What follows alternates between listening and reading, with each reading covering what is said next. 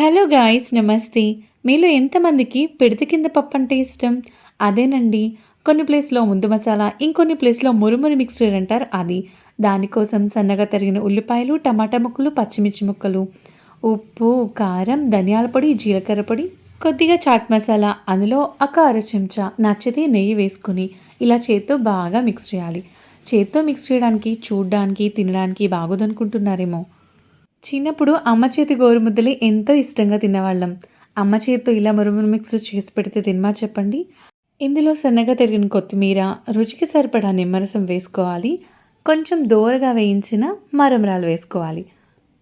ఇందులో వేరుశనగుళ్ళు, వేయించిన కార్న్‌ఫ్లేక్స్‌ని యాడ్ చేసుకొని మిక్స్ చేసుకొని సర్వ్ చేసుకోవడమే. పిల్లలకి చాలా బాగా నచ్చుతుంది. బయట చాలా చల్లగా ఉందండి. వర్షం అస్సలు ఆగడం లేదు. మిర్చి బజ్జీ, టొమాటో బజ్జీ, సమోసాలు, మొక్కజొన్న పొత్తు, పానీపూరి. అబ్బో! వర్షాకాలంలో తినడానికి బోలెడు స్నాక్ రెసిపీస్ ఉన్నాయి. మీకేది బాగా నచ్చుతుంది చెప్పండి?